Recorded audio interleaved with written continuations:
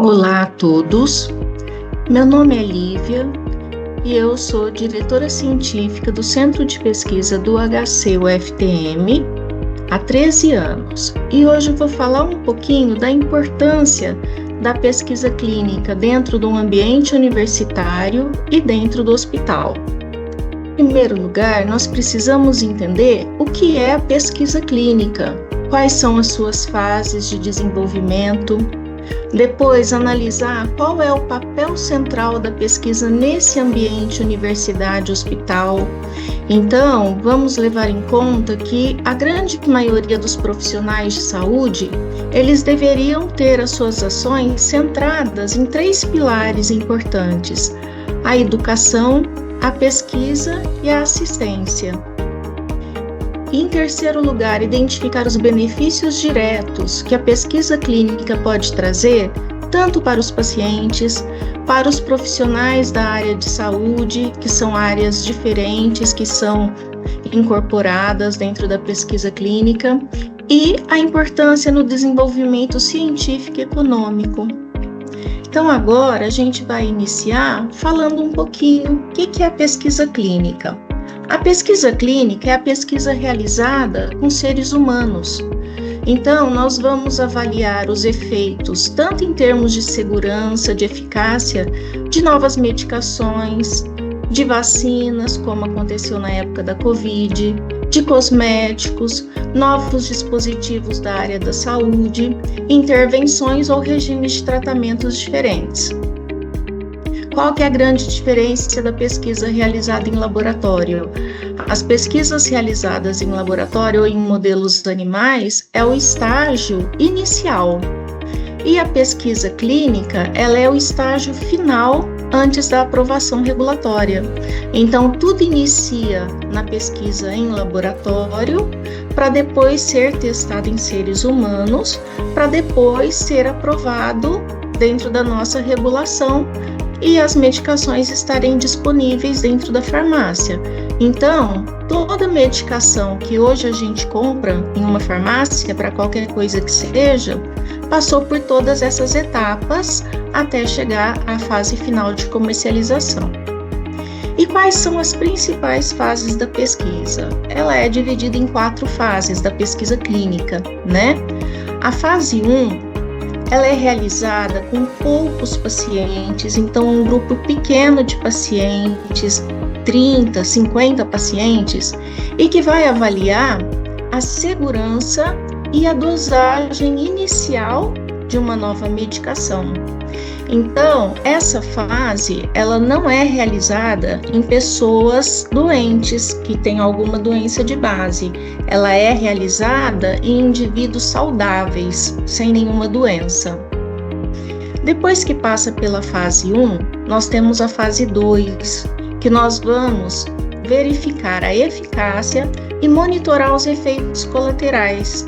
Nessa fase, já é trabalhado com um número um pouco maior de pacientes, por volta de 100 e pouquinho. E já são pacientes que têm a doença-alvo na qual vai ser testada a medicação. Então, fase 1, indivíduos saudáveis, fase 2, um pequeno grupo de pessoas que já possuem a doença. A fase 3 é a fase que vai confirmar a eficácia da medicação. Vai monitorar os efeitos adversos, né, os efeitos colaterais, e vai comparar com o tratamento que já existe para aquela doença. E isso já é feito com um número grande de pacientes, em alguns casos até milhares. Então, 1.000, 5.000, 10.000 pacientes, são estudos em grande escala. E por último, nós temos a fase 4. A fase 4, nós vamos avaliar medicações que já estão sendo vendidos na farmácia. E aí nós vamos avaliar tanto a parte de farmacovigilância ou investigação de novas indicações. Como exemplo, nós temos aqui, na época da Covid, o uso da cloroquina, da hidroxicloroquina, uma medicação que já existia no mercado e que foi investigado para uma nova indicação, que no caso seria Covid. Então, dentro da pesquisa clínica, nós temos essas 4 fases. E nós temos grandes desafios, né, de conduzir a pesquisa, superando esses desafios que a gente encontra e garantindo sempre a ética e o bem-estar do nosso paciente de pesquisa, né? Então, quais são os desafios que a gente tem, principalmente na condução dos estudos? Em primeiro lugar, nós temos os aspectos regulatórios. Então, nós precisamos de autorização da CONEP, que é a Comissão Nacional de Ética em Pesquisa, e da Anvisa. Isso demora alguns meses, vários meses. Atualmente, com a nova PL da pesquisa, o novo projeto de lei da pesquisa clínica, está diminuindo o prazo que essas entidades têm para avaliar os estudos. Porque se é um processo demorado, o estudo inicia em outros países e demora muito para iniciar no Brasil. Aí nós temos desafios em recrutar pacientes, então nós temos que encontrar pacientes que atendam aos critérios de inclusão e de exclusão do estudo que a gente está se propondo a fazer. E mais importante ainda do que a gente recrutar o paciente, é a gente manter esse paciente até o final da pesquisa. Porque se a gente perde paciente no decorrer da pesquisa, o paciente desiste de fazer o segmento, desiste de tomar medicação, isso acaba impactando na análise estatística final do estudo. Então, uma das coisas muito importantes de um centro de pesquisa clínica é ter uma alta retenção de pacientes que são incluídos nos estudos. O financiamento, a gente precisa ter uma infraestrutura adequada para conduzir a pesquisa clínica. Então, dá para fazer em qualquer lugar? Não. Então, nós temos muitas normas que nós devemos seguir. Então, um centro de pesquisa tem que ter um local adequado para o atendimento do paciente, tem que ter acesso à internet, uma farmácia para armazenamento, para dispensação adequada das medicações para os pacientes, salas para monitoria. Então, nós precisamos ter um espaço adequado e pessoal qualificado. Em relação ao pessoal, dentro da pesquisa clínica, há a necessidade de pessoas de várias áreas da saúde, enfermeiros, fisioterapeutas, biomédicos, farmacêuticos. Então, é uma área que tem um leque grande para profissionais da saúde participarem, né? Só que precisa de uma qualificação, então precisa ter experiência em pesquisa clínica, cursos em pesquisa clínica e até pós-graduação, se necessário. E nós temos também todos os aspectos éticos que nós não podemos nos esquecer em nenhum momento. Então, a ética vem em primeiro lugar. Após a aprovação de um estudo na CONEP, na Anvisa, nós necessitamos da aprovação no Comitê de Ética local, da universidade ou do hospital. Esse Comitê de Ética é quem vai proteger os direitos e bem-estar dos participantes. Nós precisamos ter, em primeiro lugar, antes de fazer qualquer procedimento do paciente em pesquisa clínica, o termo de consentimento assinado. O termo de consentimento é o documento que vai explicar cada passo do estudo, os efeitos colaterais, todo o processo que o paciente vai seguir no decorrer dos anos da pesquisa, as suas visitas, as coletas de sangue. Se tiver algum problema, vai ter o telefone, o nome do investigador principal. Então, esse documento é o documento mais importante que nós temos. Sempre é feito antes de qualquer procedimento. O paciente lê, tem tempo para esclarecer as suas dúvidas. E depois de assinado tanto pelo paciente quanto pelo médico responsável pela sua condução, o paciente leva uma via para casa. E a pesquisa clínica, ela é regida pelas boas práticas clínicas. Então, o que é isso? São diretrizes internacionais e essas diretrizes vão assegurar a qualidade da pesquisa, a integridade e a proteção dos dados dos participantes. Então, falando um pouquinho do propósito das boas práticas clínicas. Então, são essas diretrizes internacionais e que a gente vai, através dela, garantir que o estudo seja conduzido com segurança, com bem-estar, vamos assegurar a credibilidade, a precisão e a integridade dos dados clínicos. Então, quais são os 13 princípios fundamentais das boas práticas clínicas? Então, em primeiro lugar, ética, que é o ser humano. Então, nós vamos conduzir ensaios segundo a declaração de Helsinki, ou seja, nós não vamos conduzir pesquisas que nós vamos colocar em risco os pacientes, utilizar populações vulneráveis, fazer estudos no qual o malefício supera o benefício. Então, não podemos fazer nada disso. Então, em segundo lugar, o risco-benefício. Então, tem que ser avaliado e o risco ele tem que estar menor, o paciente tem que sofrer menos risco e mais benefícios de estar participando de um estudo clínico. Os direitos. Então, o paciente tem direitos e bem-estar e isso prevalece sobre os interesses científicos. Ou seja, o paciente pode se retirar da pesquisa a qualquer momento que ele desejar. Isso não é bom para a pesquisa, mas é um direito do paciente. Então, se depois de um tempo ele resolveu que ele não quer mais fazer parte, isso é garantido para ele e todos os seus direitos de atendimento, de assistência são assegurados. A informação da pesquisa, então nós temos que ter informação científica adequada. O protocolo é a metodologia do estudo, então nós temos que ter um estudo sólido, robusto, que tenha um protocolo aprovado no comitê de ética. Conformidade, nós temos que realizar a pesquisa exatamente da maneira como está no protocolo, não podemos cometer desvios. Responsabilidade, que seria do investigador principal. Quem é o investigador principal? Um médico qualificado para conduzir o estudo em questão e que vai ser responsável por ele durante toda a sua condução. A equipe é o pessoal do centro de pesquisa capacitado, como uma assistente de pesquisa, as coordenadoras, que são em geral da área da saúde, como enfermeiras, fisioterapeutas, farmacêuticas.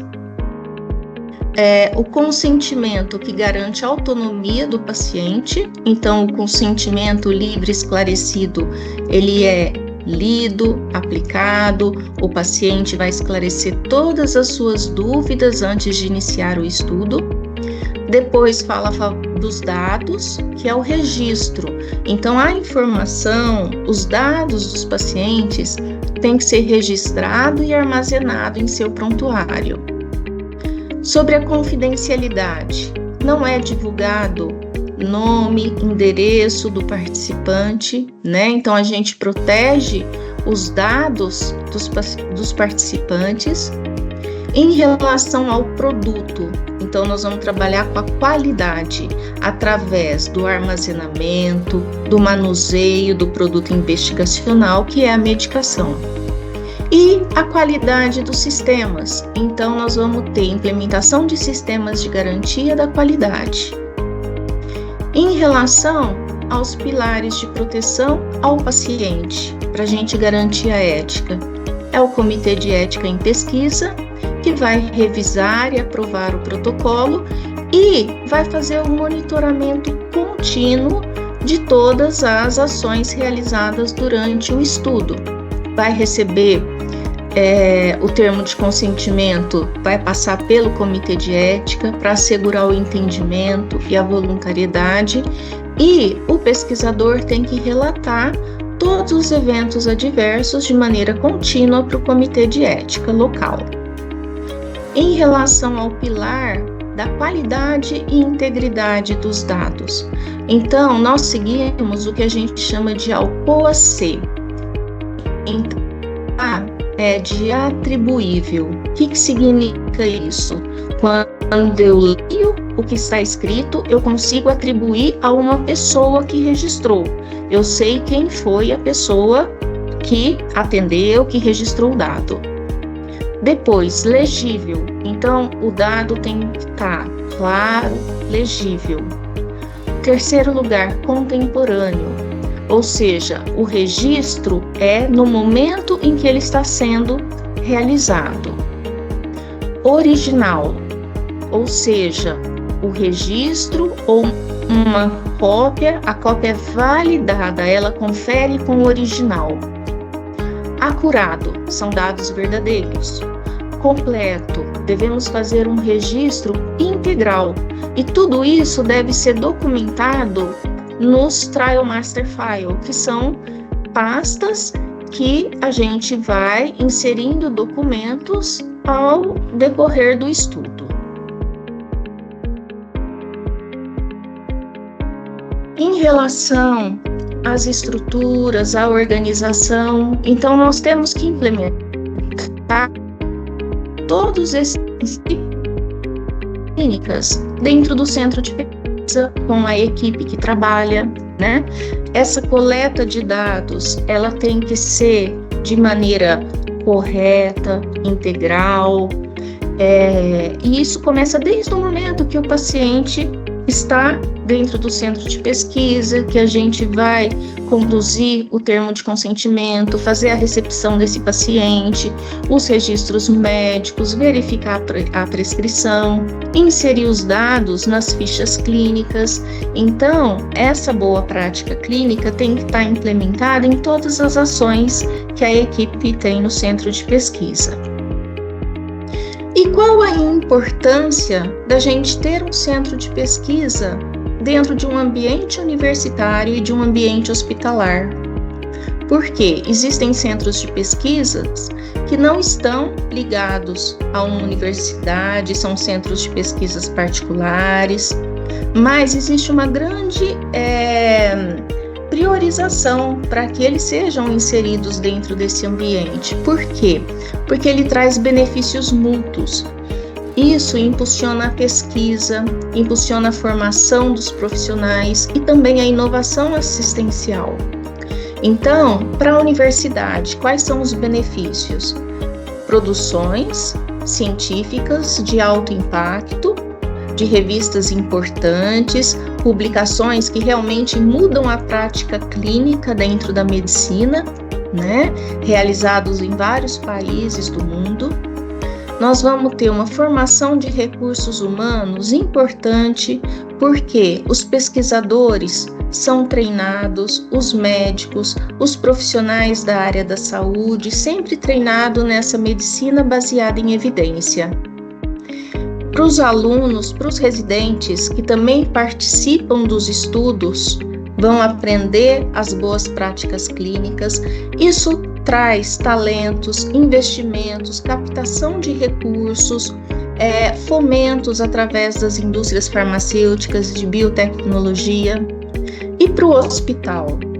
Para o hospital, nós teremos acesso a tratamentos inovadores. Nós vamos oferecer aos pacientes medicamentos, terapias de última geração, que muitas das vezes não está disponível ainda. Então, quantas vezes escutamos alguma pessoa da mídia, famoso, que foi para fora do país fazer um tratamento experimental para alguma doença que ainda não tinha um tratamento adequado, né? Muitas das vezes é a última esperança para pacientes que já não têm outras opções. A gente melhora a qualidade assistencial, a gente implanta protocolos clínicos rigorosos e isso eleva o padrão de cuidado de todo o hospital. E existe esse treinamento contínuo da equipe assistencial com essas novas tecnologias e com o monitoramento dos pacientes.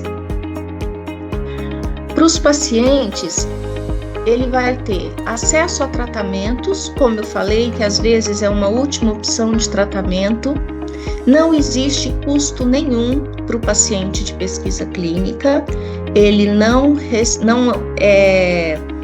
recebe dinheiro, né, por participar. Nossa legislação brasileira não permite, mas ele recebe um subsídio para que ele não gaste com transporte, com alimentação, a medicação é fornecida de graça, né? Então o paciente não tem nenhum custo e ele tem um acompanhamento integral, que na grande maioria das vezes as consultas, o detalhamento dessas consultas e desse acompanhamento é muito importante, é muito de perto, então o paciente acaba tendo um tratamento muito diferenciado dentro do sistema único.